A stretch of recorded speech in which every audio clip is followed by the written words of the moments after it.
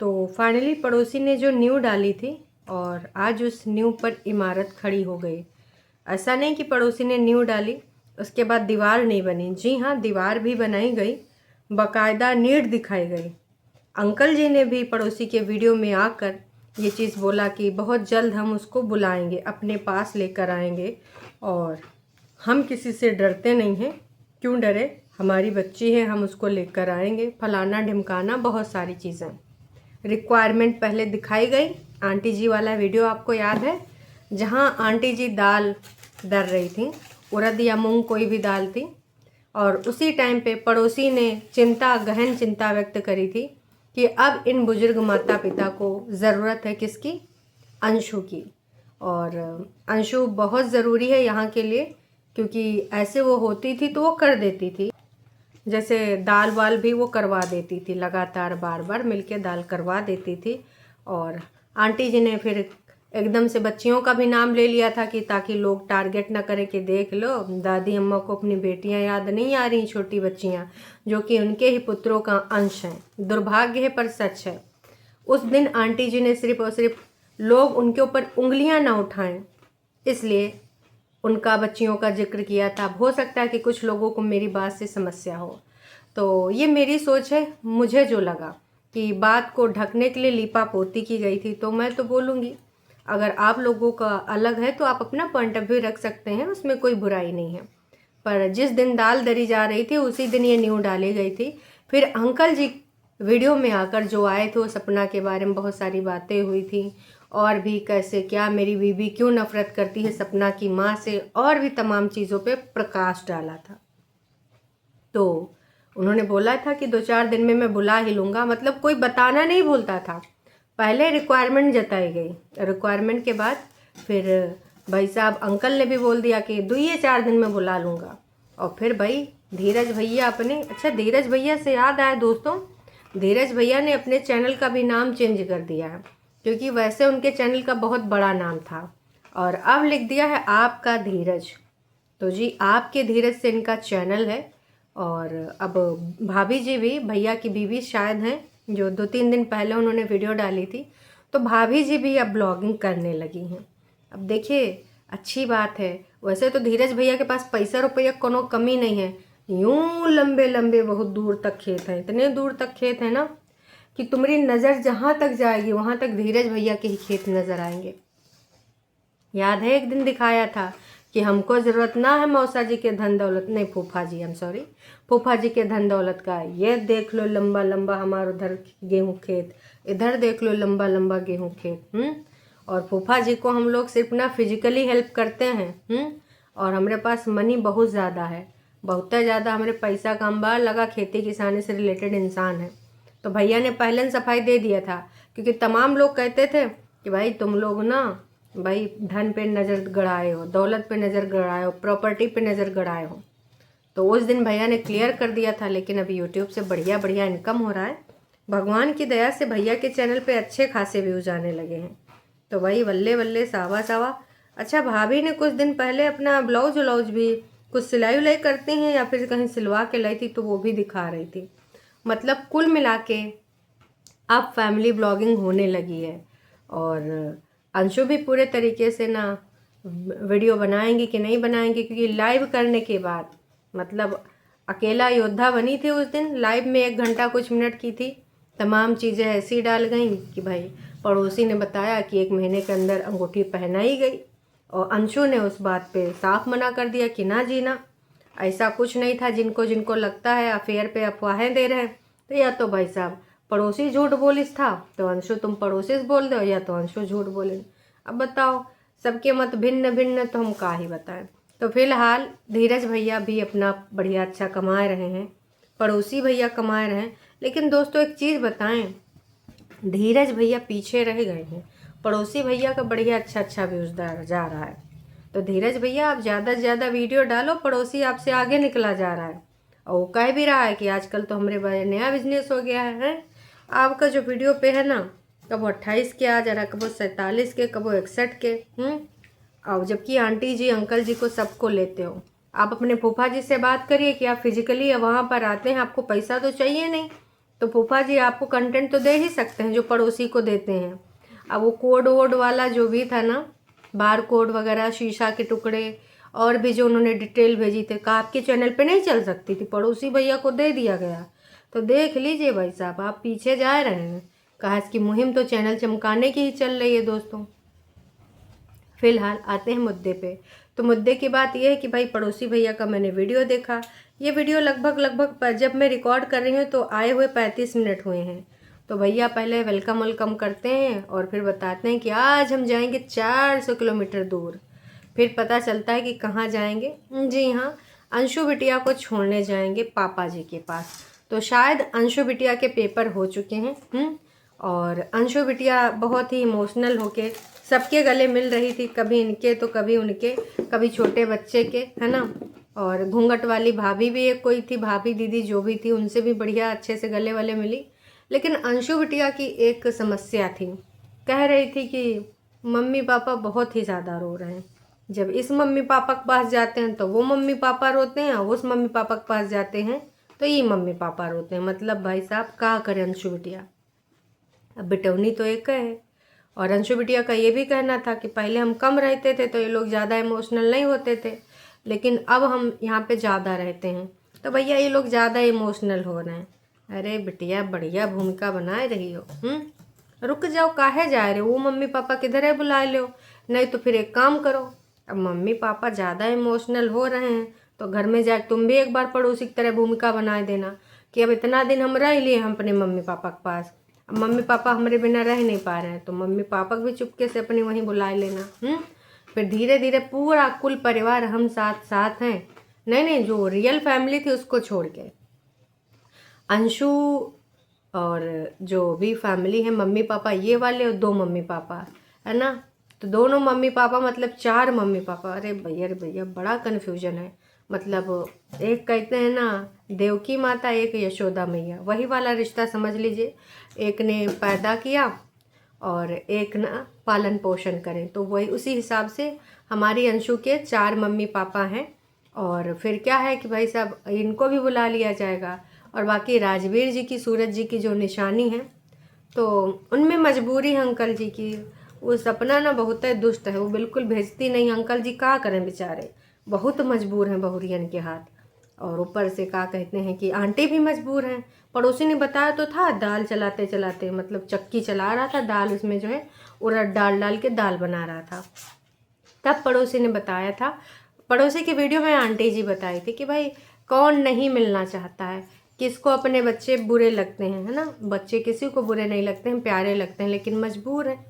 तो पड़ोसी जी ने भी बताया था कि अंकल आंटी मजबूर है, उनका बस नहीं चल रहा है, क्योंकि भैया वो स्नैपी या वहीन नहीं दे रही है, और वो किसी की सुनती है नहीं, अपनी मन मर्जी मालकिन है।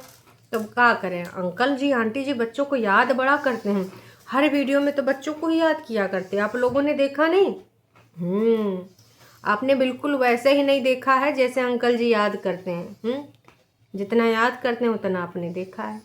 अब कबो कभार सोचो, जानबूझ के याद करते हैं ताकि जनता इनको ना गरियाए, जनता इनके ऊपर सवाल ना उठाए, लेकिन उसके बावजूद कितनी बातें होती हैं उन बच्चों की, 1-2, और उसके ऊपर मजबूरी ही बढ़ जाती है। पड़ोसी भैया है ना सबकी मजबूरी बताने के लिए।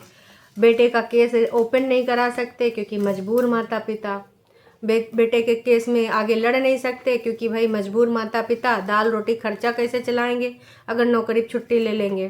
तो पड़ोसी हैं सारी समस्या को बताने के लिए। और ऊपर से पड़ोसी की भाई साहब वो जो भाषा है, लैंग्वेज, कैसी लैंग्वेज है।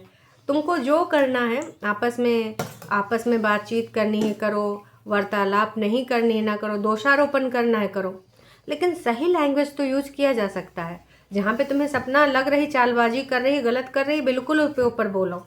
अब जब सास ससुर ने इतना अधिकार दे दिया है, अदरवाइज किसी पड़ोसी की, आप लोग बताओ, जितने भी लोग आप लोग वीडियो देख रहे होंगे, आप में से सब लोग बताइए कि क्या कभी कोई घर वाले किसी पड़ोसी को इतना अधिकार देते हैं कि हमारी घर की बातों पे चर्चा करे यूट्यूब पर? नहीं जी।